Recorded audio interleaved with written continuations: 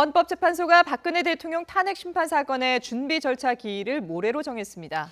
이 자리에서 국회 측과 박근혜 대통령 측 대리인 간에 처음으로 공식적으로 만나게 됩니다. 네, 헌법재판소에 나가 있는 취재기자 연결하겠습니다. 박석영 기자. 네, 헌법재판소입니다. 네, 자, 준비 절차 기일이라는 게 어떤 겁니까? 네, 준비 절차는 사건이 복잡한 경우 본격적으로 변론이 시작되기 전에 열리는 절차인데요.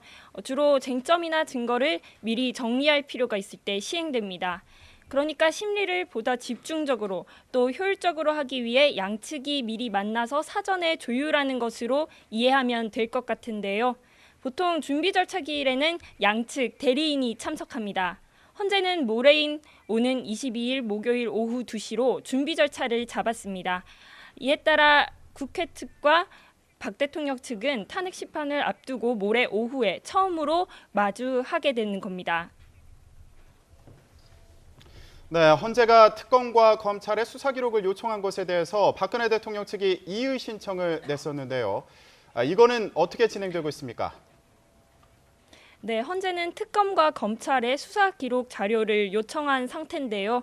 하지만 박 대통령 측은 이에 대해 이의 신청서를 냈습니다.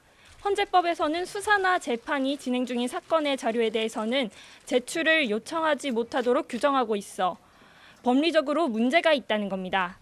이에 헌재는 오는 22일 첫 준비기일에 박 대통령 측 이의 신청을 받아들일지에 대한 여부를 발표하겠다고 밝혔습니다. 또 헌재가 제출한 답변서가 언론에 공개된 것이 위법이니 이를 제지해달라는 박 대통령 측의 소송 지휘 요청에 대해서도 논의했습니다.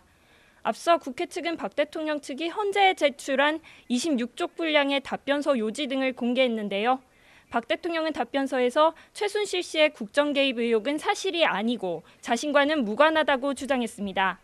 이와 함께 최 씨 등의 재판이 진행되고 있다는 점을 들어 헌재의 탄핵 심판을 늦추려는 의도도 담겨 있는 것으로 확인됐습니다. 지금까지 헌법재판소에서 YTN 박석영입니다.